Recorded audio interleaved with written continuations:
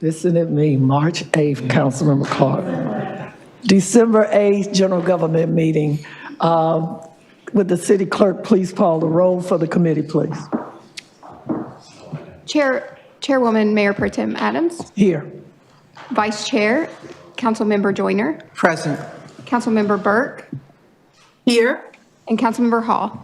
Here. Thank you so much. As you know, we have two parts to our agenda. We have a consent agenda and a general agenda. And today we have 2 consent items and we have 7 general agenda items. If there are any questions or want any consent items pulled, let that be known from the committee or the council members. And if not, may I have a motion to receive and accept the consent agenda? Make a motion. Second. It's been moved and properly seconded to accept the consent agenda items. All those in favor, let it be known by saying aye. Aye. All those opposed? Thank you, and it passes. We will now move on to our general agenda item, and would the city clerk please call the first item? Item G1, update on fire classification market study. And that would be Assistant City Manager Wojda. Yes, good afternoon, committee members and Councilmember Burke, can you hear us okay in the room? Councilmember Burke, can you hear the Assistant City Manager? Is she freeze? What's going on?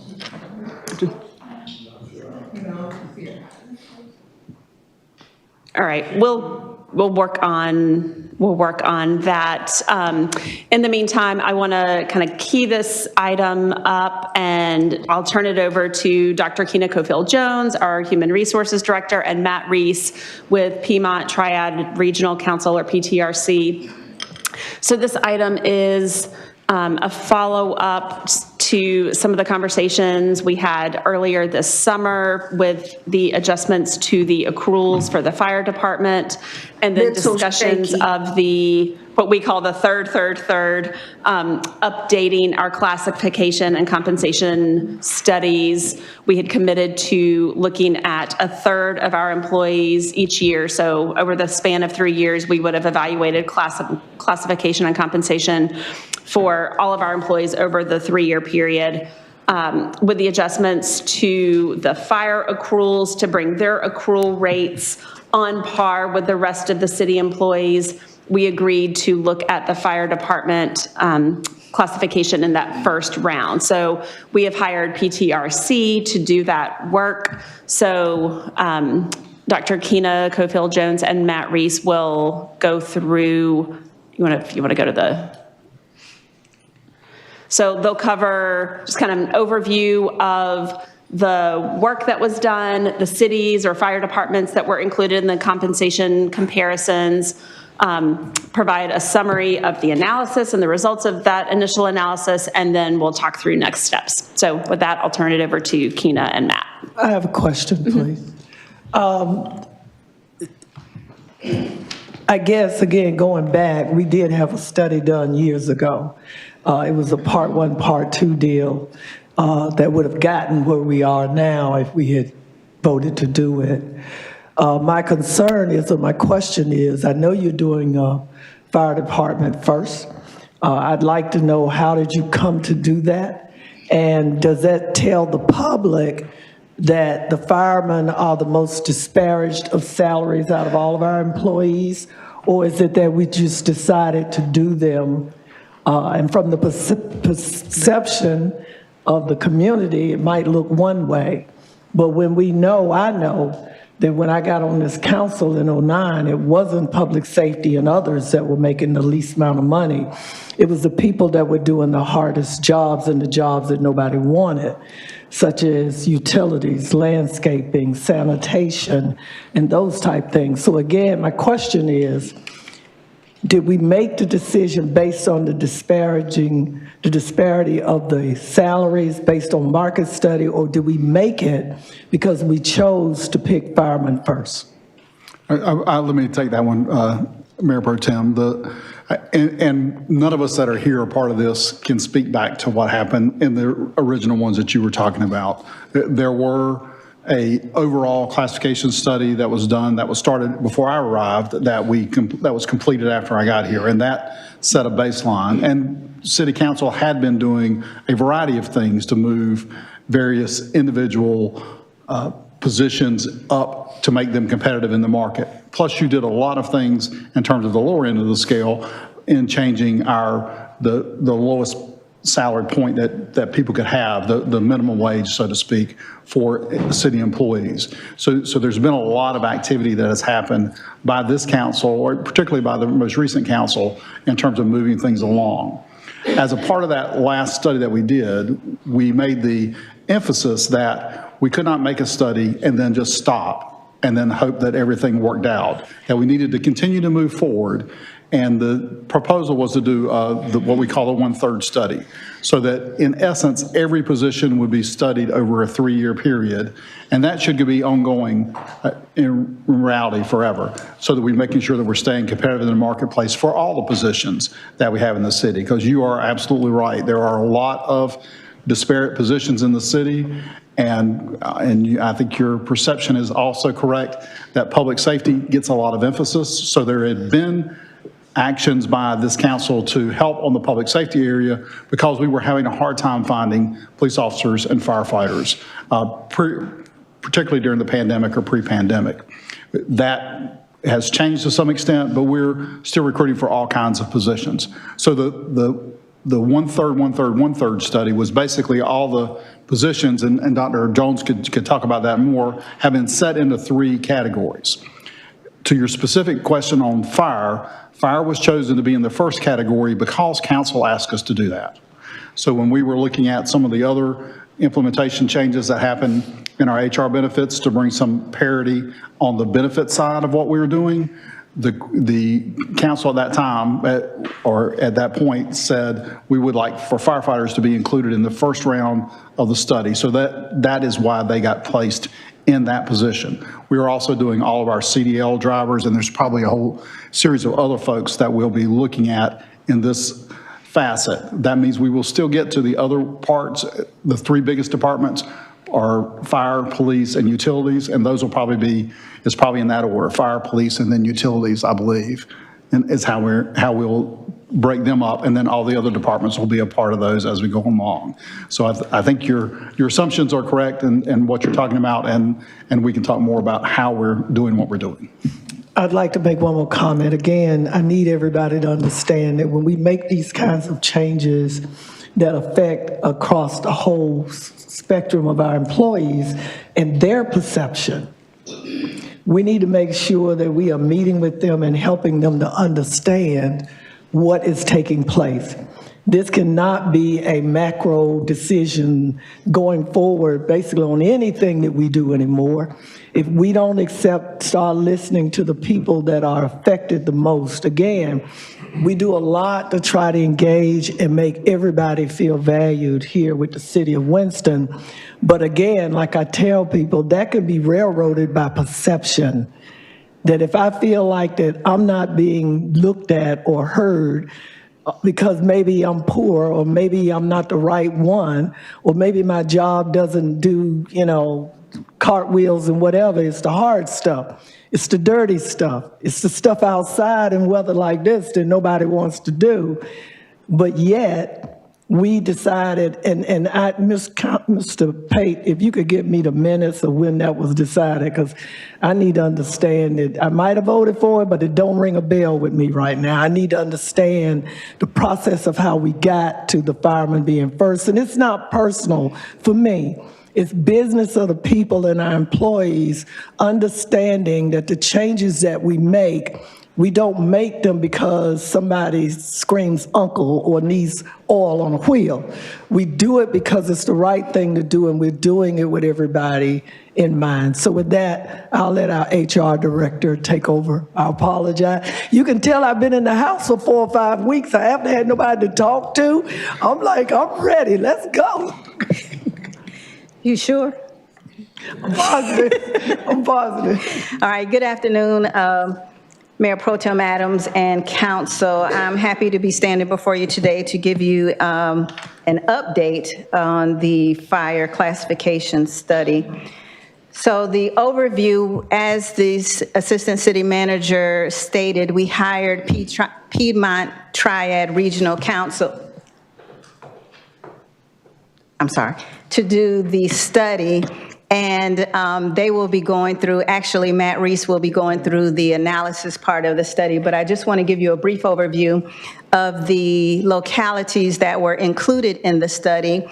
And this was done through a heat map that PTRC did of where the census of most of the populations work around these particular areas. So we had Apex, Asheville, Burlington, Cary, Charlotte, Concord, Durham, Forsyth County, Gastonia, Greensboro, Greenville, High Point, Huntersville, Kannapolis, Kernersville, Morrisville, Raleigh, Wake Forest, and Wilmington. So those were the localities that participated in the study.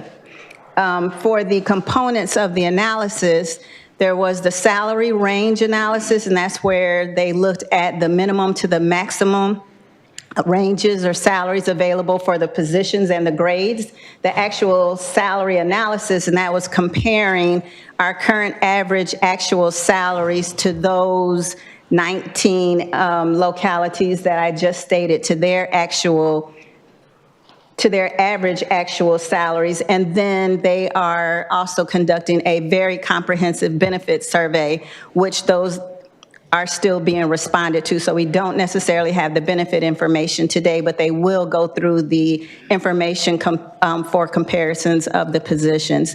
And I do want to note and stress here that at implementation, adjusting the ranges versus the salaries will be handled differently or independently of the other. And so with that, I will turn it over to Matt Reese with PTRC, and he will go through the analysis of the study. Thank you, Kia. Council, thank you for your time today. Appreciate seeing you again. What you have here is this is your current pay plan for fire. And the things to kind of point out to that, if you look at that top line, you'll see there no degree, associates, and bachelors. And what that's indicating is what are the different salary points for where someone would be based on educational attainment and military experience that they have. Part of what that system is to recognize those things, to help with recruitment, but it is a different structure than what we normally see. That typically, let me see here. Hello. There we are. Then do I need to control? There we are. Now I'm in control. I feel so much better now. So often those components that you see represented in your pay plan are typically presented at initial recruitment, that they're not maintained throughout your organizational structure. So you can see there that whether we're talking about a recruit, whether we're talking about a firefighter, whether we're talking about an engineer, whether we're talking about a captain, each of those are built in to that scale. And so that's a very different system than is typical in other areas and in the competitors that you have. It's recognized, but it's not put into this schema of classification where, if you'll allow me the term, there are sub-classifications for each of those. So it adds a little bit of a wrinkle of complexity. It adds some challenges for administration, and it's one of those things that we would give to you to consider making a change in. One of the things that it builds into is that your ranges then are wider because you're going all the way from no degree to the bachelor's degree. And roughly that range is about 65%. We observed a market that has more of a range of 50% from min to max for those. So again, that structure is just different than what the market typically is presenting, right? And then overall, we want to emphasize as we get into some of this data, what you're going to see is a larger discrepancy, a larger variance between where the salary ranges are, what the structure is, the structure needing to be updated more so than where actual salaries are. Not as much pressure on that, not off of market as much on that. But let's take a closer look at how all these factors come together, right? So if we're looking at firefighter, and this is representative of the class where you're going to have your initial levels of employment. You're going to recruit often at the firefighter, the recruit range, and so this gives for that. What you see currently is where you are with the 46.9 over to the 77 range. Again, that's that 65% spread that we were talking about. The observed market is the 50,006 to the 74,000, about a 47% range, right? And where all of that was. If we look then at applying that to where we are in the market, just to make that point clear, that you're lagging by about 7% on this key point of, or key comparison of market. So given that you're lagging behind, we want to come up with a recommendation for that. And that recommendation, this is where really once we lock in on where we are with firefighter 1, then a variety of other decisions cascade from that. So if we start at that 51,000 range minimum point, and then we go up to a structure of 79,000 for a 55% spread. You can see how that compares to your observed market and the actual range that you have now. That puts us roughly about 1% above that market for minimum and about 6% above where the maximum would be. Again, we were trying to come up with a range that's pretty standard for that. It matches what you have in the rest of your general pay plan. So we're trying to look at some equity across the board on that. Oftentimes what we're doing here is taking the data that is presented in the market, but then interpreting that back to a pay plan. And pay plans surprisingly look very similar across North Carolina, where there is this 5% spread between grades and roughly a 50 to 55% spread in terms of min to max is usually about where that is going to land. So now we've established structure, right? That's what we've been talking about up until this point. But now let's take a look at actual, right? So this is where we're going to see that you were closer in terms of the actual than you are with the where you are closer in terms of your actual than where you are with your market. You're 7%, as we established in the previous slide, below your market with your range. And then as you see in the far right-hand column there at 51.7 to the observed market range of 54.5, that you're roughly 5%. You're not quite as far off on your actuals as you are on the structure of that. So that's one of those things you're going to want to hold on to as we talk about moving forward on that. So now we've had a pretty good look at firefighter. Let's look at another benchmark class for us, fire engineer. Again, this is the comparison of ranges for you. What you're going to see there is your current range of 57 compared to 59 at the entry point, and then 94 to the 91. This one, we're at about a 54% observed range for the market on it. So again, with that structure in mind, let's look at where we are. We're 4% below market on that one. So then again, we're looking at market, but now we also want to look at where we are with our recommendation for that. In this case, we want to put that one at a 61, almost 62,000, going up to the $96,000 maximum range, that 55% spread with that. So the new ranges of minimum and maximum in this case are about 5% above where the market is for the engineer class. And then again, we need to look at now in the second stage of where we are. Now that we've established the structure, secondarily, we're going to look at where the actual average is. That becomes that metric of how competitive we are. And we can see there that the observed market is 72.7 compared to the current Winston-Salem Fire Department average of 70,300. So again, we're about 3% off. So 4% off on our market, and then about 3% off on actual average for that. And adjusting that up to look at where the final structure is going to be 5% above that. So then that's our recommendation to get to that level. Then when we look at fire captain, what we see here is the range that you currently have of 69.4 to the maximum of 115,000 is that 65% spread compared to the 51 for the observed market. And then when we see this one, we're actually lagging by 6% on this one when we look at where that is. So then our recommendation there is to move slightly above in that 2% range above the market, and where the new maximum would be 5%, establishing that consistent 55% spread for that. Again, we're looking at trying to put this into a graded pay plan, looking at consistencies between where all of those are. We'll see that total structure in a minute. And then when we look at the actual average for this class, you can see that's the 89,000 compared to the 91,000 in the market, roughly 2% behind. Again, the ranges are 6% lagging in the market, and then the salaries are lagging by the 2% that's there. So now what we've covered at this point is we've covered your entry level, where most of your recruitment is placed at the firefighter range. We've looked at one of your most competency levels of fire engineer, where a full functioning professional firefighter aspires to be. And then this is your first level of supervision with captain. So we've captured all of those market elements for you so far. But we want to look at one more, which is getting into the management range of the fire series. And so this is for battalion chief. Again, your current minimum, you see there with the 65% spread, 76 to 126. You see the observed market with 86 to 133 and a 55% spread there. Our recommendation, or what we find there, is that you're 11%. This is the one that you are the most off of that market on, of 11%.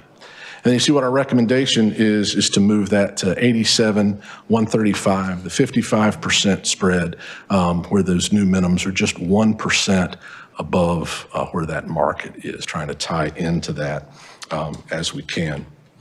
And then for average, this is where then it's a little bit different here, that your current averages are actually above where the market is on this one. So we're 5% above on your current battalion chiefs over where the observed market was. That's that 106 to 111 average in that far right-hand column that you see. So let me just give you a quick summary of where the market positions were, right? If we go back to your firefighter, your engineer, your captain, your battalion chief, the current range minimums as that looks to the market is that 93, 96, 94, 89. And then where we're proposing to move the minimum is that far column, the 101, the 105, the 102, the 101 that's there. And then you can see the averages of where we're moving from the 93 to the 101, from the 89 to the 101 on that chart. When we look at all of that chart pulled together, that's this 9% that we're moving on that, resulting in those higher minimums than the market averages for that. Again, this is market average for the range on it. Then we'll look at where we are with the proposed maximums. You can see there of where the proposed maximum range is. That's the proposed maximum range to the market on that. And then when we look at actual salaries as compared to that market, you can see where we are with that 95, 97, 98, 105 number that is there. When we look at all of that together, when we look at all of that together, we're roughly about 4% above market on average for those.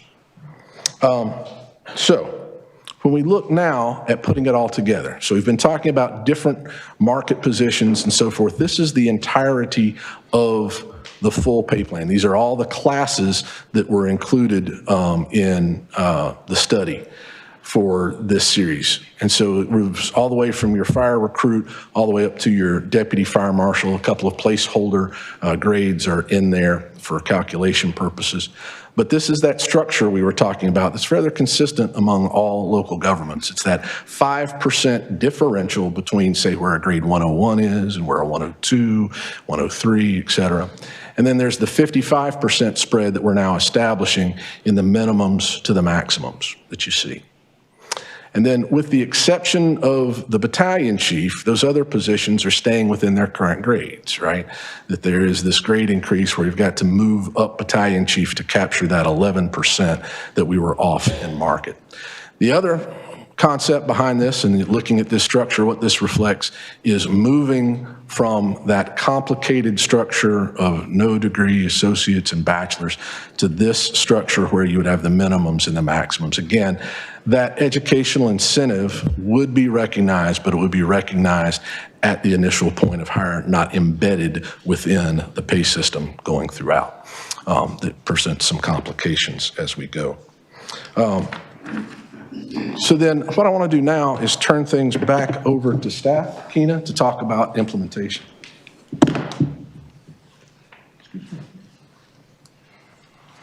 All right, so for implementation considerations, salaries would be adjusted to the new pay range minimums of what is adopted, and salaries would have to stay within the min and max of those particular ranges, so we would not have someone over the max of a range. Also, PTRC will be developing that hiring matrix where we take into account the education and military service at the front end, as he just described. For implementation cost considerations, of course, are the financial impacts, and then what is decided here will set precedent for any future class and comp studies that's conducted by the city, because we would have to incorporate this philosophy going forward. And then next steps consist of PTRC will compile and analyze the benefit survey results, and then they will make recommendations to us with implementation strategies. And for the city of Winston, we would make the adjustments to those new salary ranges that would have to be adopted or amended by personnel resolution, and then the city management would evaluate the recommendations and implementation strategies going forward with this study. So at this time, we would be happy to take any questions that you all have. Councilmember Hall and Councilmember Scipio. Thank you, Chair Adams. Thank you all for putting this presentation together and the time that you spent, and to our friends at PTRC, appreciate your time that you spent doing this. It's actually one of the things that I was curious about was PTRC kind of helping to gather information and do the study versus some of the other firms that may have been used in the past. I would just like to ask about, because this was a lot of information to take in, about how you may handle compression in between the ranks during implementation. And if that was addressed during this, then I apologize because I may have missed that. But that's the only thing, at least right now, that stood out to me that I wasn't necessarily clear about. And you all may still be trying to get to that, and that's okay. It's totally okay if that is, but I was curious about that. For whoever, or the gentleman from PTRC, if you have any recommendations or what you've seen, or. Well, Matt and PTRC are going to come back in with some additional recommendations on, in terms of looking at where people fall out in the ranges there. So no, from a council standpoint, you set the ranges for us to provide for employees, and then the policies within that, then we implement those to get people where they need to be. So we're still looking at the market data to determine what the percentage increases are typically given in the market for those various educational attainments or other skill-based sets that we would want to have in firefighters. And one other question, thank you. One other question, and this is for whoever would like to answer, but does the city still provide an education reimbursement for folks who are continuing on with their education, and whether that's by way of reimbursement or any other way, but that is still looked at as an incentive, I would presume. Do we still offer that, and will we continue to offer that based off of this? Yes and yes. Thank you. Councilmember Scipio. Thank you, Madam Chair. Just a quick question. Can you help me understand that 55%? Why is that the goal we're trying to achieve? And what does that mean, 55% of what? Come on, Matt. Sure. So quite simply, when we look at that, we can go back to the full pay plan. You got it. Or I could go there. There we are. So what we're establishing with that structure is 5% between each of those grades, between the 101, the 102, the 103, et cetera. And surprisingly, it doesn't have to be this way, but surprisingly, that is really consistent. That if we looked at pay plans throughout the state of North Carolina, that 5% is very consistent. It's also consistent for where other positions are within the city. Your other pay plans look like that 5%. Then the 55%, right? So this is the structure of 5% differential per grade, and then the width from minimum to maximum on that, from the 48,571 to the 75,286 is 55% wide. And then that also matches with what you're doing in your general pay plan. So it's to look and try to establish some of the same sort of overall structure, matching with the appropriate market, but overall structure to be similar across those positions. And across all of those different municipalities that you showed, is 55 the spread for most of them? Is that the average? That's about the average. There are some that are a lot less than that. There are a few that are a little bit wider, especially when it comes to public safety positions. There's a tendency in the last few years to really narrow that, right? So you're going to have some that are going to have a 60% spread, but then you're going to have others that are going to have a 25% spread in that. Thank you. Yeah, and when the data is on there, so when you get the spreadsheets, you'll see that the averages were actually lower than 55 for the comparison markets. They tended to be more closer to 50%, but that's fairly close. Councilmember Joyner. Thank you, Mayor Pro Tem.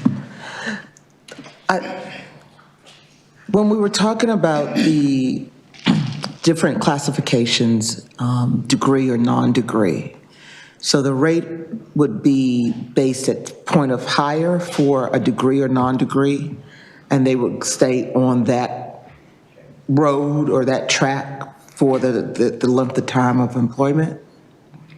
With the exception if they're promoted and it requires a degree, or during that time, if there's no degree required and someone obtains a degree, then there would be provisions allotted for that. So if I came in as a firefighter recruit without a degree, and 6 years later, I decided to go and get a degree, I would change tracks on my next promotion.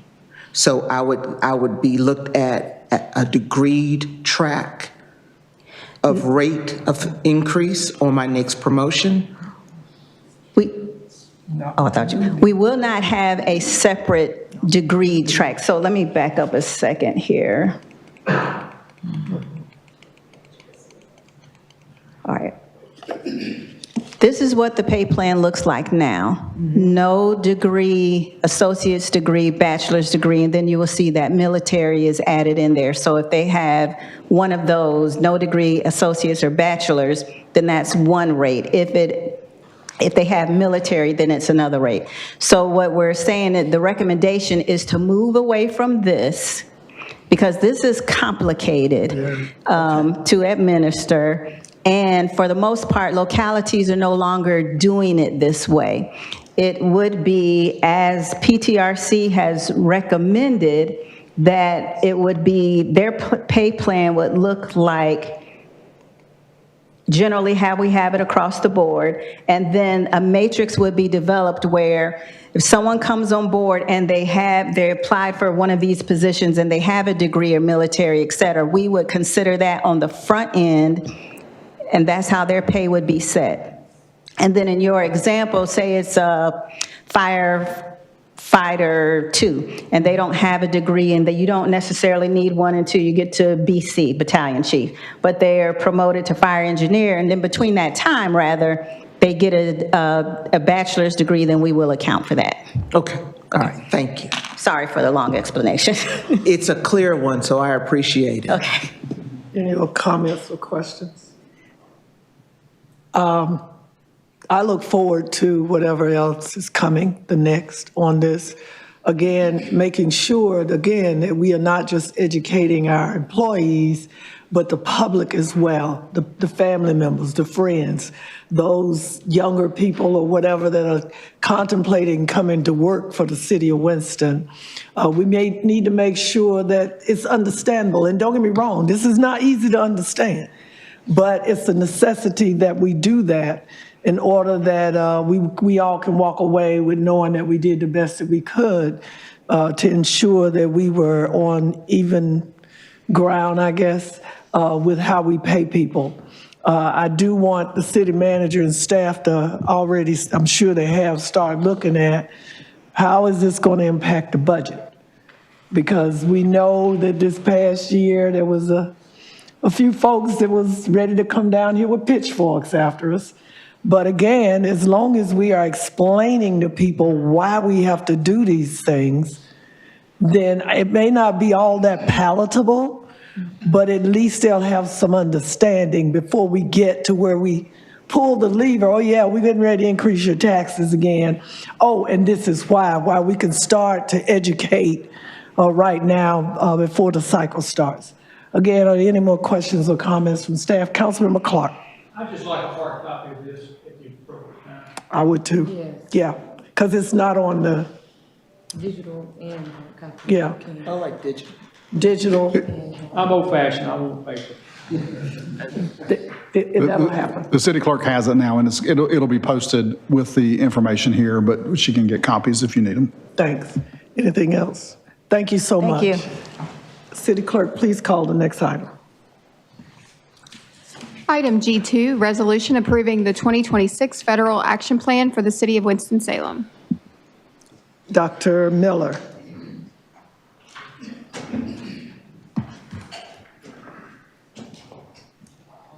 Good afternoon. Dr. Shailene Miller here on behalf of Intergovernmental Relations. Thank you, MPT Adams Committee and other council members. So Intergovernmental Relations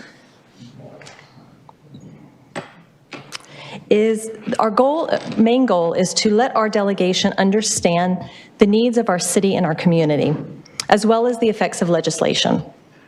We work with our lobbyists to promote grants, funding opportunities, such as the low-no $5 million that we got notification of last month.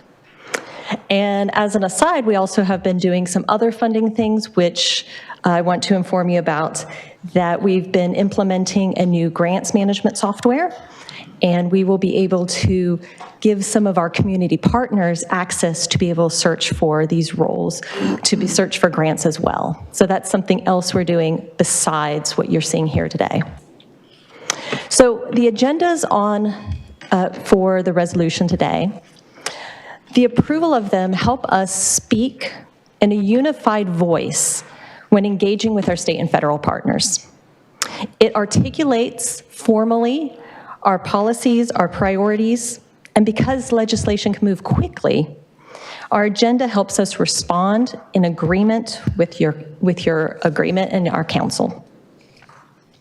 So our process, as you can see there on the bottom, we started with meetings with department heads and with council. Everyone was given an opportunity to bring what they're needing in terms of funding, policy issues, challenges that they're facing. That was come through and we reviewed it with city management. It would come here now before you to be adopted by council. And then we will send it on to our lobbyists and elected officials as we continue to engage and follow up. On our federal legislative agenda, or our action plan, most of our key items remain the same as last year. We are in the middle of a term, so there's not a lot of change. However, some of the programs that have previously received consistent support are experiencing some variability or are not guaranteed at the same levels. Therefore, our goal is to stay informed and prepared, recognizing these shifts as they are occurring. And I would also say that after the end of my speaking, Kyle Leopard is here from Strategics for any questions you have on what is going on the Hill as well. Now, the state agenda is going to look quite different this year. We have a new format for ease of viewing and because we created a general agenda, much like our federal action plan, to provide our broad priorities and goals. This is so that we can quickly respond as legislation emerges. We faced a lot of challenges, especially in this last year, and we want to be able to respond as they're coming up in a manner that we can respond in a timely manner. So we have continued advocacy for those specific bills that were on the agenda last year. One is simply renamed in accordance with some of our legislative feedback. But you will see those same bills there this year as well. So again, those examples of the big general pieces would be opposing unfunded mandates and protecting our local government authority. And with that, I will open up to questions. And again, I do have our federal lobbyist here with me today. I would like to hear from Kyle, please, Dr. Miller. He's become like a constant in the room for us. Thank you, Mayor Pro Tem and members of council. We're happy to be here today to present on our 2026 federal action plan. This process is not something that's new to you all. As Shailene mentioned, we're in a midterm election cycle, so we did take into a lot of account the shifting federal landscape when we made our 2025 update. Obviously, the 2026 update continues to refine on some of those areas where we've encountered challenges or are anticipating potential shifts in levels of funding or whether programs would be authorized. On that front, we do know the FY26 appropriations process. Thankfully, the federal government is back open and running at least through the end of January, but we're not out of the woods yet. So we continue to monitor, track closely for developments on what may be coming down the line as it relates to federal funding. Recently, Kyle, I noticed on the news while I'm convalescing, I look at a lot of news now, a lot of documentaries, and I saw whether the COC, the continuum of care, is now being looked at. And in light of the fact that homelessness, unhoused, or whatever you call it, people that don't have anywhere to stay, has significantly increased over the past years, and it continues to increase. And can you tell us anything about what you know about continuum of care being looked at? That's the main money for funding those types of programs. That's right. The continuum of care through the Department of Housing and Urban Development funds a consortium of partners that helps lead on homelessness and housing issues. Recent change that has been announced by the Trump administration's HUD department is to limit the amount of funding through the COC grant program that can be spent on permanent housing projects. That cap had not previously existed.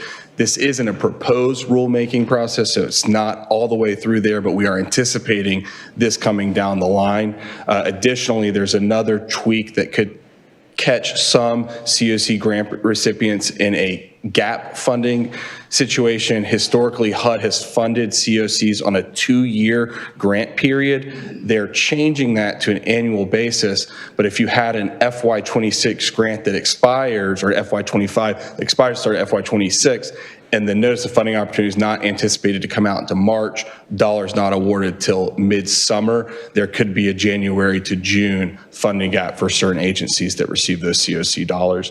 Across the board, we know housing is one of those key challenges. Our federal action plan for 2026 reflects some of those things that we're encountering, strings attached to federal housing dollars that maybe didn't exist before, directing local boards to pass certain policies to receive those dollars. We're aware of that, we're tracking that, and hopefully minimizing the impact. Certainly one of the things that we've been engaged on the advocacy front is preserving funding not only for the COC, but for the Community Development Block Grant Program and the Homes Investment Partnership Program, which are both called out by a line item in this year's action plan. Thank you. Councilman Clark.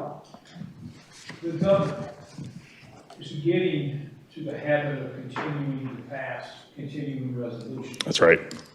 Do the CDBG and the home funds, if there's a continuing resolution, do they continue at the same levels?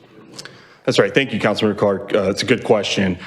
Right now, we're anticipating hopefully a package of appropriations bills that would include the transportation HUD bill as part of the next funding package. We had 3 bills that passed when the federal government passed the continuing resolution that extended funding for the rest of the federal government till the end of January. HUD would be included of that. So they are running on FY24 appropriations, and in that FY24 appropriations is the same funding for CDBG and home. So if they do end up doing a year-long continuing resolution, we're not there yet, that would preserve funding for those programs.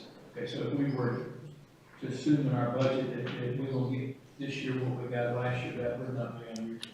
I don't believe so. And furthermore, the proposed package that's being discussed right now is the Senate's transportation HUD bill. It includes, I think, maybe a 1% reduction on CDBG and then stagnant funding for the homes investment partnerships. I do think that's a reasonable expectation at this point.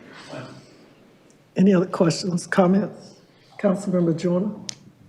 Thank you, Mayor Pro Tem. Kyle, good to see you, sir. Great to see you. So I want to ask a question for the folks that are not in this room, and just for basic clarification. When Councilmember Robert Clark asked about funding, he's talking about transportation, roads and highways and that kind of thing. And the assumption is that that funding that we got in 2024, with the last time the federal budget was actually put in place, would probably still be the same. Unlike the COC, or continuance of care, the funding that the federal government has been given help to local municipalities to help with homelessness, unhoused, housing in general. That funding that we got in '24, there is no assumption that we would get that same type of funding now for those particular categories. I think, Councilmember Joyner, I'd have to go back and look on that specifically for where that appropriation of COC dollars is. Mm-hmm. My understanding is that despite the changing of the NOFO and the cap, the actual total amount of funding going to COC remains relatively the same. It's the cap on permanent housing spending that has a lot of local governments concerned about the implications there. Okay. All right. Thank you. Any other questions or comments? May I have a motion to accept the general agenda item 2 resolution? Move to approve. Second. It's been moved and properly seconded to approve item G2. Are we voting electronically or? Voice, since we have Councilmember Burke on the line. Voice, since we have Councilmember Burke on the line. Okay. All those in favor, let it be known by saying aye. Aye. All those opposed? Thank you. Thank you, Councilmember Burke. You're welcome. City Clerk, next item, please. Item G3, resolution adopting the City of Winston-Salem legislative priorities for the 2026 legislative session. Dr. Shailene Miller, please, again. I believe it was the same presentation. This is just the state part of the federal ones, so we could move forward with that unless you've got questions for on the state level. Got it. This is the state one. Could I get a motion to accept item G3, our state legislative agenda? Move to accept or approve. I'll second. It's been moved and properly seconded by Councilmember Hall and Councilmember Joyner. All those in favor, let it be known by saying aye. Aye. Aye. And Councilmember I Clark. also ask that you print just the federal plan and the state plan on paper. That's good. Kind of mixed into all. Thank you. City Clerk has been approved. May we move to item? The mayor would like his on the stone. G4, please. Item G4, resolution adopting Civil Service Board appeal hearing rules. Assistant City Manager Woda, please. And actually, Attorney French is going to present this one. Attorney French, you have the mic. Thank you, Mayor Pro Tem Adams. Good afternoon again, members of the committee. And thank you, ACM Voida. We won't, as they say on Sunday mornings, we won't be before you long. I wanted to indicate that there are a couple of things I wanted to highlight. We do have several different exhibits attached to this agenda item. I'm going to skip down to the second Exhibit B dated 12/4/25 with legal revisions. It has lots of colors on it, right? It has three different colors. It has a yellow, your blue, and your purple. You have seen this version before. This is the version with the legal revisions that we provided for you all during the last council meeting when we discussed this matter. The only revisions in purple were added because a question came up about whether or not attending one meeting, let's say the meeting runs over more than one day. We do not want to penalize the board member for the absence if they have an excused absence. We don't want to count it more than once. So if they have missed a meeting that rolls over into a different day, the absence would only be counted one time against that member for purposes of counting attendance. So we added that language just to make that clear so that there would not be any question as to whether or not the board member would need to be penalized or excused or what have you. And I apologize, that change was on page 4 of the document. Okay, and I'm going to fast forward now to page 8 and 9. Those are, yes, additions, but they're literally just headings. We wanted to try to make it just a little bit clearer about what each section was about and what it was pertaining to. And so that when we're looking for those references in the document, they're a little bit more clearly delineated and can be determined. On page 10, the highlight in blue you already had, and again, the highlight in purple just highlights, again, another header. And so I'm going to close that unless you all have any questions about the purple highlights. Okay, if we can close that then and go back to our Exhibit B, where it says the second Exhibit B dated 12/4/25 legal revisions council version. The reason I bring that to your attention is because we have now highlighted all edits in yellow for your consideration, okay? That includes everything that was in blue and everything that was in purple, okay? So it's all in one color now. I just wanted to have a little fun with my color coding and make it interesting. But now everything is highlighted in yellow for your convenience. This is the legal version that we are presenting to council for committee today for your adoption in terms of the resolution. You will still see in item Exhibit A the draft rules that was proposed initially by the Civil Service Board. And again, our first Exhibit B is the version that we are now asking you to consider that is completely highlighted in yellow. You still have your Exhibit C, which is your original session law that we have provided with each time we've mentioned this document for your reference, as well as the technical corrections in Exhibit D for your reference as well. We have gone over these rules pretty much in grand detail for you, but I stand here to answer any additional questions that you might have today. Any questions, comments? Mayor Jones. Thank you, Madam Chairman. I don't have a question.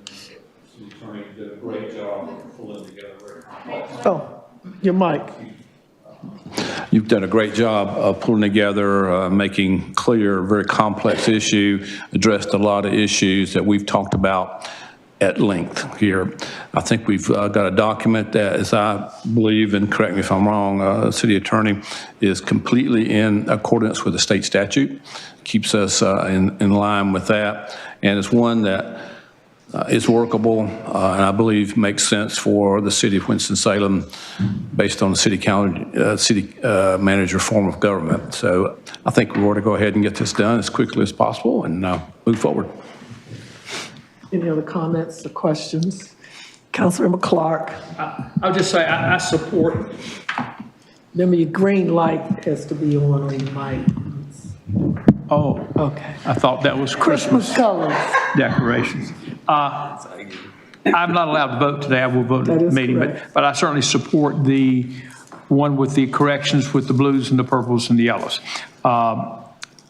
If this committee approves it, it will then go to the first council meeting, which is on January the 4th, I think. Is that right? 5th? 5th. Whenever. So it will be ready to go. So for the folks on this commission or committee, whatever it is, you will have a final document as the year starts. Thank you. Any other comments or questions? Councilmember Hall. Thank you, Chair Adams. I concur. I also want to give kudos and express gratitude to the city attorney and your team for all that you all did in working this document, and I also want to show gratitude to the Civil Service Board that actually put things together, and also contacted your office to get clarity on things. Every time that I reached out and had some questions, I appreciate your office in responding and making sure that I understood what was what. So if you all remember, I was the vote no at the council meeting because I was so eager to try to get this passed. This was something that I remember even in 2023 that I was watching before I even was elected to council. So I know this has been going on for quite some time with the Civil Service Act, and then knowing that we have to get these rules in place is going to be key. So I support this, Chair Adams, and wanted to make sure that I said that for the record. Is that a motion? Move to approve. It is second. It is moved and approved by Councilmember Hall and Councilmember Joyner. All those in favor, let it be known by saying aye. Aye. And all those opposed? I need a little more specificity, if you don't mind, because we have several exhibits, so I need you to Oh, okay. specify which, we're approval for which document, please, ma'am. Thank you. Okay, all we know is we've been through this 100 times. Move to. And even though I was at home watching and everything, I thought that, you know, at the culmination of the mayor and Councilman Clark, that this council has reviewed and you've reviewed with us and we've asked questions and you've gotten many calls that we were ready for a vote. And I apologize, City Attorney, you continue to do what you do. Chair Adams, if it is okay, then I would like to clarify my motion, and that would be to approve Exhibit B, CSB draft rules with legal revisions, 12/4/25 council version. And I second that. Thank you. It has been moved and properly seconded, as you have heard, the approval of, it's not like I was writing that down, somebody.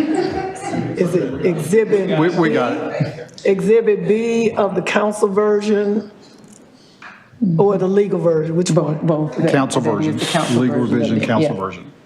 Exhibit B of the council version and the legal revisions. Is that correct? Is that it?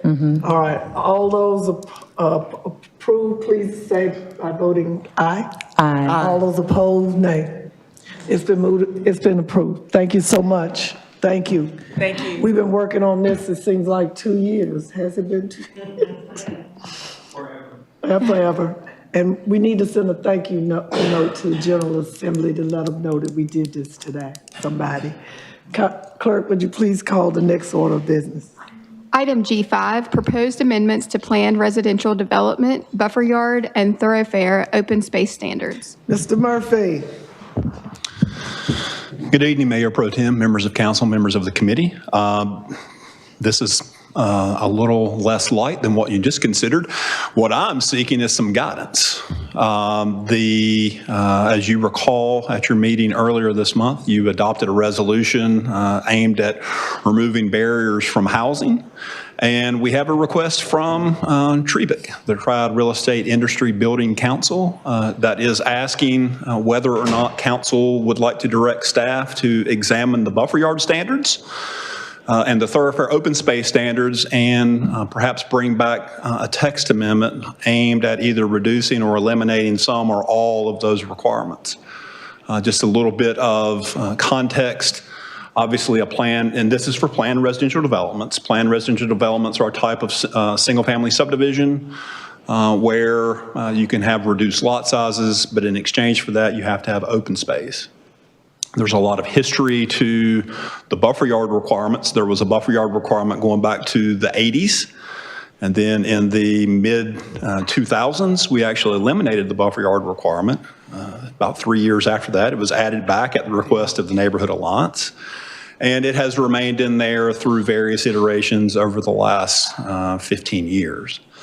Staff is of the opinion that it's not necessarily a wise use of resources, and land is a commodity and is a resource, to tie that area up with a buffer yard when we're talking about buffering single-family residential from single-family residential. That is what TREBIC is asked. One of the things that TREBIC is asking is for us to investigate removing that buffer yard. And again, the other thing they are asking is whether or not there's any desire to modify the thoroughfare open space. Staff's examination of that, we feel it's a little more critical to have that because it's the backyards that back up to our thoroughfares, and we don't want to see the backyards of everyone's homes. Not necessarily saying the way that we have it is the way it needs to be. We could perhaps look at tweaking that. But I think what we're looking for today is some direction from the committee so that if it is desired that we look at that, then we would go back and start that work and probably bring something to you later this spring into summer, depending on how much work it is. It may actually bleed into the fall of 26. So with that, I'm ready to answer any questions. I know there were some graphics that were included in your packet. I did not prepare a presentation. I felt like they were fairly self-explanatory, but if you have any questions, I'll be glad to answer that. We can pull up any graphics if we need to.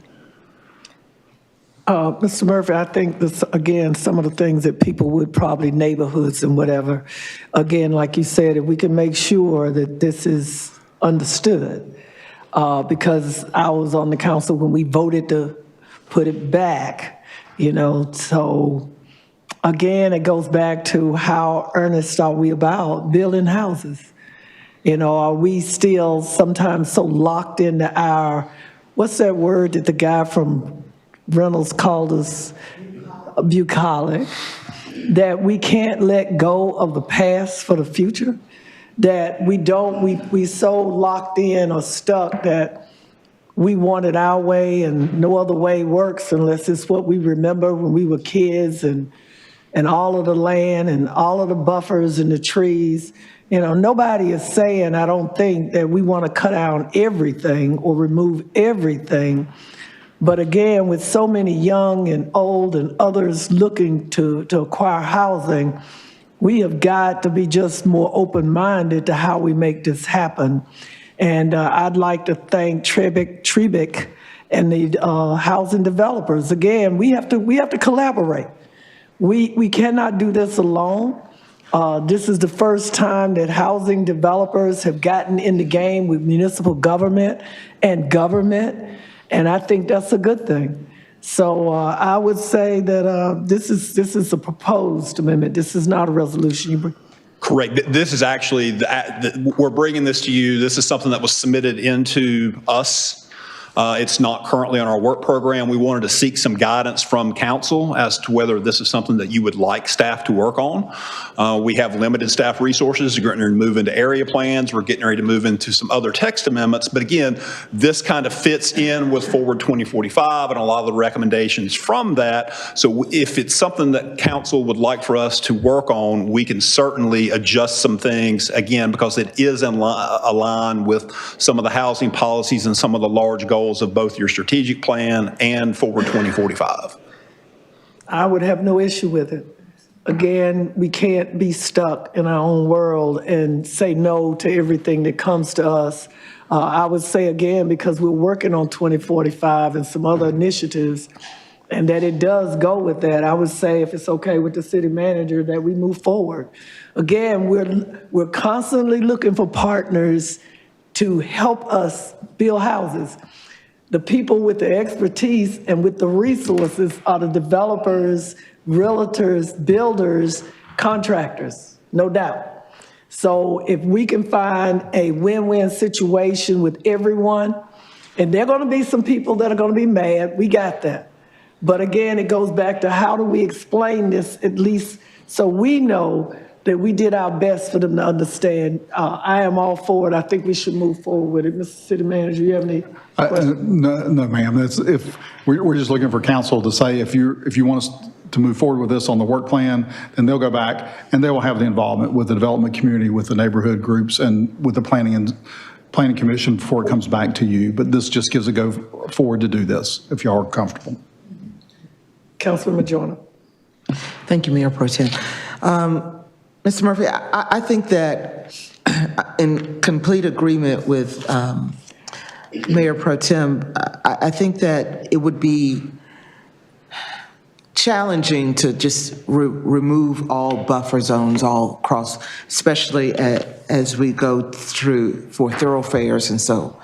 But residential to residential, absolutely. So I think that to minimize buffer zones overall would be what best would, I think, for my seat to take a look at, to just minimize buffer zones and reducing them or eliminating them in residential to residential or commercial to commercial. Mr. Murphy, you know how to do this. Go bring us some choices. We got you. The good, the bad, and the ugly. That's right. Okay. Any Very additional good. questions? No. All right. Thank you so much, you and your staff. Thank you. City Clerk, please call the next item. Item G6, information on zoning regulations for needle exchanges. Mr. King. Good afternoon, Mayor Pro Tem, Mayor, and council members. This summer and into the fall, I think all of you received quite a few emails from folks with concerns or in support of the needle exchange that is run by the Twin City Harm Reduction Collective. I'll call them Twin City moving forward. There's been a significant amount of time spent during that period talking through issues, concerns, opportunities. And I think what's before you today is an item just to have a general discussion about where things stand, a little bit of a recap of the history of what's got us here. And just like Chris explained on the last item, to seek any direction if there's concerns from staff to move forward with some different rules. So I'll be brief on this, but in 2016, the General Assembly passed legislation that allowed and legalized needle exchanges. And shortly thereafter, Twin City established a needle exchange at Green Street United Methodist Church in the Winston-Salem neighborhood. After that was done, council at that time heard some concerns about issues related to the needle exchange. And in this very room, the Public Safety Committee in 2017 debated changes to those rules for a number of months. At the conclusion of that discussion, the Public Safety Committee made the decision, or it really didn't make a decision, it just sort of fizzled out, and there was no action to change the rules at that point. Fast forward a few years, and I know Councilmember Larson, when he was representing the South Ward, heard concerns from neighbors about issues related to the needle exchange. At that time, myself and Deputy Attorney Contos went down to meet with the operator of the needle exchange and members of, and Pastor Sarah from Green Street United Methodist Church, just to talk about the concerns we heard and opportunities moving forward. That was probably a year and a half-ish or 2 years ago when that took place. Since that time, the cadence of concerns from the neighborhood has kind of increased really this past 12 months to a steady beat that's gotten us, I think, to this point where I think a determination was made to get something in here to talk about it and see if we want to make any changes moving forward. So currently, and when the needle exchange came into being in 2017, we don't have an item in the permitted use table that specifically defines needle exchanges.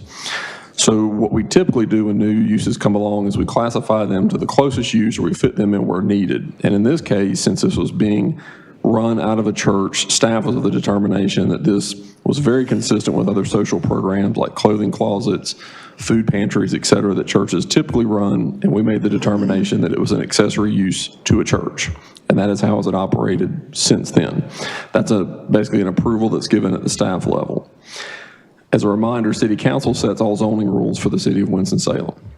So you have the ability through amending the Unified Development Ordinance to change the approval authority. You can change the zoning districts where they're allowed. You can add additional measures such as setbacks as you see fit, and you can also consider matters of amortization for existing uses. So that is really just a summary of kind of where we've been, and it is an opportunity to bring this discussion to this committee. And as Chris noted before, to seek any direction that the committee wants to give to staff on spending staff time to examine possible changes to the rules around needle exchanges moving forward. And I'd be glad to answer any questions. I am going to let the council member from the area speak first. Councilmember Jordan. Thank you. Thank you, Mayor Pro Tem. Thank you, Assistant Manager King. On this matter, as Mr. King has spoken, lots of conversations, lots of digging into it has occurred. The special permit, I want to ask a question first. The zoning or permitting of it, going as close as you can to what other uses are in a church. Do you need a special permit? Does the agency need a special license or permit to operate a food pantry? For churches, no. That is another use that will be just considered accessory to a church. Okay.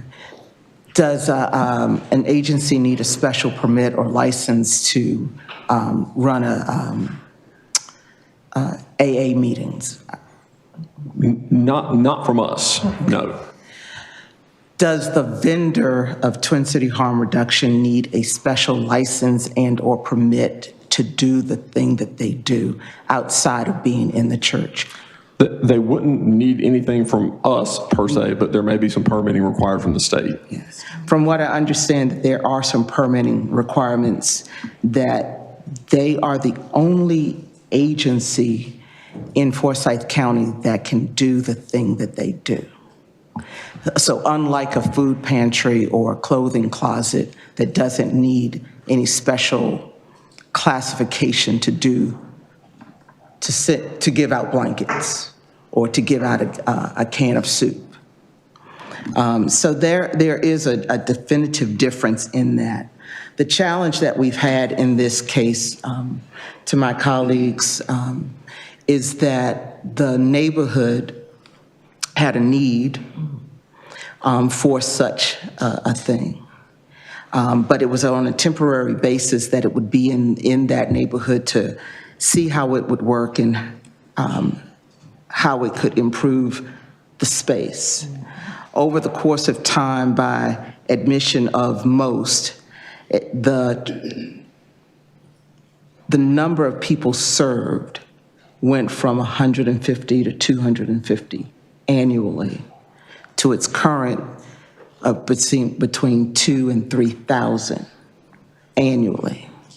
So in a space, in a neighborhood that has had its own challenges of trying to improve itself and clean itself and upgrade itself, this amount of traffic is counter to the things that the residents have tried to do over the years, inclusive of being supportive of this program. But the program apparently has outgrown the pathway that it's taken. And unfortunately, we live in a society right now that there's a lot of challenges. And everything can't be everywhere just because it's a good thing to do. So at this point, I would ask my colleagues to allow staff to look at different ways that we can make the best situation out of a bad situation for everyone. It is a program that is currently being funded through the county, and there are other spaces that possibly under human health services that it might be better suited for the residents. Thank you, Councilmember Joyner. Councilmember Scipio. Thank you, Madam Chair. Mr. King, this program is not being run by the church. It's run by an organization that is housed in the church. Is that right? That is correct, yes. Okay. If you had said that if it were, the state would have requirements for it to be zoned at some point differently, what would that be from the state's viewpoint for this to be somewhere? What would that zoning look like, or criteria or ordinance that they would be under? I think it's a little hard to speculate where the state would come down on those. I think what staff would probably do if council authorizes them to spend some time on this is, like we do anything else, do some benchmarking to see how other folks regulate these in the zoning ordinance, and then probably from that bring back some options for consideration. But I don't know that the state has tipped their hand. Again, zoning is usually left to the local government, so that they didn't really give a lot of direction on that. Yeah, I think we should look at that because it's not a church-run program like a food pantry or a closing closet. It's another agency that's being housed at the church. So I think we really need to get more information on that, and then what does it really fall under?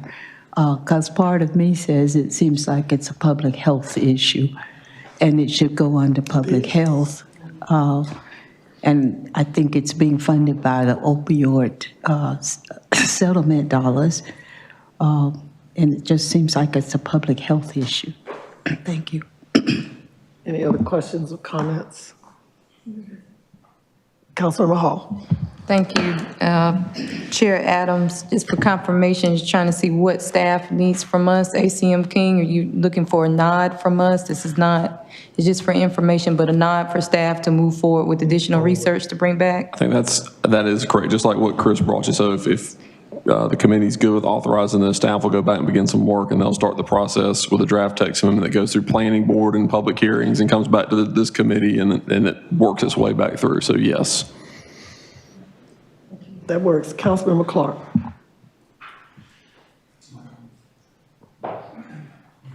Since this is funded by the county, I would recommend that we coordinate whatever we come up with the county, because they're paying for it. And they have a health center, don't they, over on Highland Avenue? 400 years ago, I went there and got a worker's permit when I was 15. I've been in it, but it's been a while. Years, that's right. But I would certainly get county input since they're picking up the tab. Thank you, Councilmember Clark. Mr. King, move forward. Got it. All right. Would the clerk call the next item? I didn't know there were fans here. Clerk, read the next item, please. Item G7, resolution authorizing the modification of the Affordable Housing Development Program and guidelines. Mr. Blair. Hi. Good evening, Mayor Pro Tem, Mayor, members of council. Over the last couple of months, I've been looking at best practices, and boy, this is touchy. I didn't even touch anything. It does its own thing. Okay. It should work now. Can I Should. move the slides forward? Should work. Modifications to the Affordable Housing Manual. I'm going to try to keep this as quick as I can, but it's not going the right direction. There we go. Highlighted changes.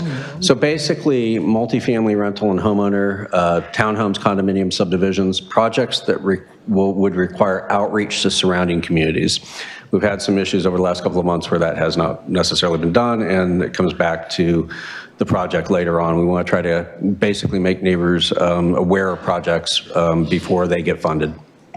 Number two is incorporating Ordinance 2-10, the Housing Justice Act. Basically, in the manual, it had 2-9, the Affordable Housing Act, and I thought there's two ordinances, so I added the Housing Justice Act in.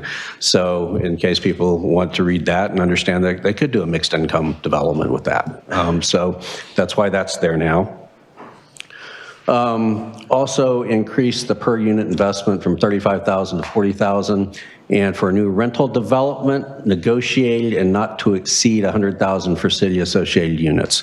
This one, I actually reached out to Greensboro and to Charlotte. Those are the ones I have, I can text their people. So I was told that basically the city council in Charlotte removed all caps in 2024 because costs just continue to rise on everything. They just acknowledging that. They do have more money than we do, obviously. And then Greensboro doesn't have caps on multifamily, it just has caps on rehabilitation at 20,000, but that's also in combination with the PTRC's weatherization program and AAA program. So it's about $35,000 a house. So that's, and the 35 to 40 is just a move up on like individual homes. Let's say single family homes that are built, we could give $40,000 of assistance towards that project or that unit. And then also just adding mention of smaller mixed income rental developments as an encouraged activity. Doesn't always have to be 150 units. If we can get some affordable housing, spread it out around the town, around the city, and make it more, just encourage the more amenity-rich areas possible. So that's why that's set up there. And then the scoring system. So what I did with the scoring system is basically move distances for groceries, parks, schools, and greenways to 0.5 miles. And this is based on the 15-minute city concept of where people will walk. Generally, a half mile is about 15 minutes. Everything else stayed the same. But what happened there is instead of scores going from 42 to 50, a range of 8, they went from 32 to 47.3, a 15-point change. So it gives a little better idea as to where something is in relation to other amenities that we find important. And then, okay, going forward, we'd like to do a January round 3 request for proposals. It's just under $7 million. Basically state ARP, city revenue replacement, and 2014-2018 bond funding. Also city lots, and try to market those as well as we can to get them off the city books and get affordable housing on them. And then, and this is Aaron suggested possibly a pre-review of applications before the deadline. If people can get their applications in neighborly before the deadline and request a review, we'll be happy to review and make sure it's complete. So somebody isn't kicked out because they forgot to upload a budget or something.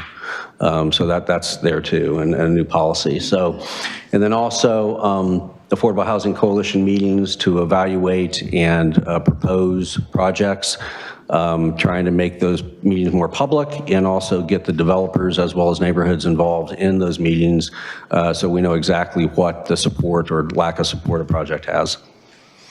And then lastly, we will start providing an update on previously funded projects, and I will be using a template that Chantel prepared and actually used in September, which is fantastic, and I think it'll look a lot better than this one.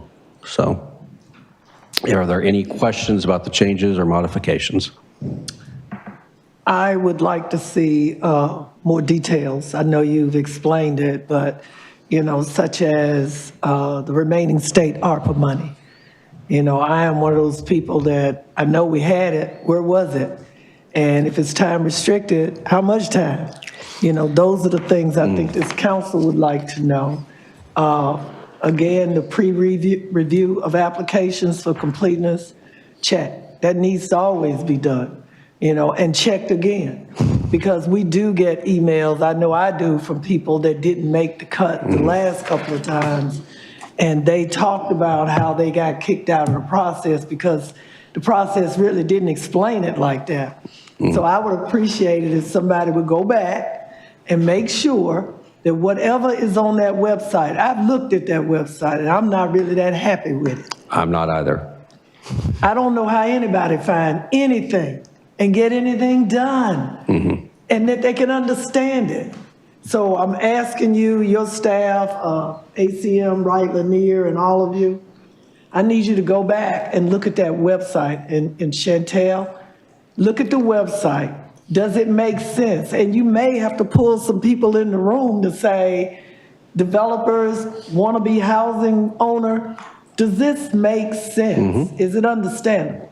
because right now it doesn't. I'd also like you to make sure again, because it was asked for, none of us like to be blindsided. So when if the Affordable Housing Coalition is in practice, they should see or hear from the neighborhoods before they get to a committee meeting. That is the intention. And we applaud that. We applaud that. Updates on the previously funded projects, we've been asking for that on the regular. All it needs to be, like I told them, is red, yellow, green, and tell us what they are, and you just move across it. If it's a development that we've already voted on, and they haven't even turned dirt yet, and it's been 2-3 years, they shouldn't even be in the mix right now unless something happened on our part that prevented them from moving forward with their project. But if people are coming to us, and this is no shade on anybody, my peers know, we don't have no money. What money we have to make sure that we are doing what's best for the citizens of Winston-Salem and whatever our missions and goals are in our strategic vision. So if you guys could tie all that up in a nice package or present for Christmas and New Year's, we would be very, very happy. Would this committee agree with me? Would y'all agree? Okay. Councilmember Clark. Along the same lines, okay. We get an update from the city attorney, I think quarterly, and it lists page after page of lawsuits, EEOC complaints, whatever. And on the right side, if it's an update, it's in dark ink. If it's not, it's in the previous words are there just in regular color. It would be nice if we had an ongoing log, and I think this is what Ms. Adams referring to, of where we are on all the projects we approved over the last couple of years. For example, in Ms. Burke's area, we had Habitat was going to build some houses, and Dr. what's his name, Oglethorpe was going to build some houses, and then we finished the Brown Elementary School project. That can be listed as complete, but tell me how many units we have, et cetera. But an ongoing evergreen document, and all you got to do is update it each month for the ones that are active. I have been told of for example, the first round we've had 2 rounds of this, that there were 3 projects that required North Carolina Housing Foundation Finance money, agency. tax credits. And I heard maybe one got it or none got it. It would be nice to kind of know where that is. And I keep asking for this, I don't get it. Once you do it, all you got to do is update it then. I don't think it's that complicated once you get the first round done. Can I mention that we just had a senior admin assistant starting today, and I have staff actually working on what we're talking about starting today. And they have a list to work with and are trying to put together something that we can use as a management tool, but also as well as a reporting tool. And you don't need to print it. Put it in the email. No, we'll print it. I'll print it. Thank you. Just as like the city manager does an update, it needs to be shown before the city council meeting once a month or at committee meeting. But the public needs to see that we actively track these projects, because right now, they don't see it. There are over 40 on that list. And that's what I'm saying. And what we don't know, when we get blindsided, we don't like that. Absolutely. Speaking on behalf of my committee and my colleagues, we look forward to these additions and changes. It would be great, like I said, for you to send us as you complete them. So we can also give our feedback as to what we need to see. Councilmember Hall and Councilmember Scipio. Thank you, Chair Adams, and thank you, Mr. Blair. Thank you for the presentation that you gave.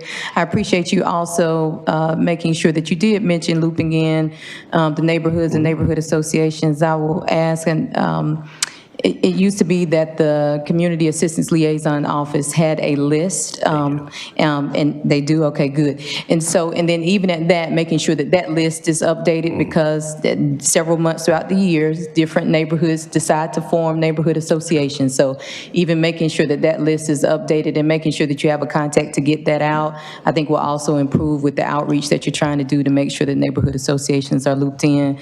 But appreciate what you did put together with this presentation. presentation and going forward, and certainly look forward to hearing any additional updates that you have that mimic what Chair Adams said about additional information and more finite clarity. Absolutely, thank you. Thank you, Madam Chair. This is not for you, Mr. Blair. It's for the city manager. We really need to have that status report on all of our ARPA-funded projects. It's not just the housing ones, but for all of them. And I know the deadline is approaching for when those funds need to be exhausted. So if we can put together that total project completion status report for just those ARPA-funded dollars, I think it would be very, very beneficial so we don't have any surprises at the last minute. Mr. Tesh is working on that already. Councilmember Jones. Thank you, Mayor Pro Tem. Thank you for recognizing the need for clarity and for updating. To the scoring system that you talked about being modified, when in that modification, if it can be very clear, so if as someone is applying, to really understand what the scoring is, what they need to put in their package, what they need. And sometimes it seems that the scoring is somewhat subjective at this point. Are you talking about the site scoring or the scoring of applications? The application. Okay. The application. You don't know what you don't know, and you don't know to ask a question that you didn't know you had a question for. So if in the scoring you're looking to see how much detail someone talks about describing the in-depthness of their project, square foot, how many outlets, or whatever it is, then it should be clearly put in the application that that's what they're looking for, and that's what you're being scored on, as opposed to after you get it, and you get a small paragraph, which is clear of what it is, but it's not quite what I was looking for. It's not. I don't find that very fair, and I think that it oftentimes takes the small developer who could be the most qualified for a particular project, but because they're the smaller developer that doesn't have as many projects under belt, that they don't have that high score, but they have all the skill set to do. Thank you for listening. Thank you. Thank you. Any other questions or comments? Could I have a motion, please, on G7? Make a motion to approve G7. Second. It has been moved and properly seconded by Councilmember Joyner and Hall that we accept the resolution. All those in favor, let it be known by saying aye. Aye. All those opposed, let it be known by saying nay. And the motion passes. Thank you very much. Thank you. This meeting is adjourned.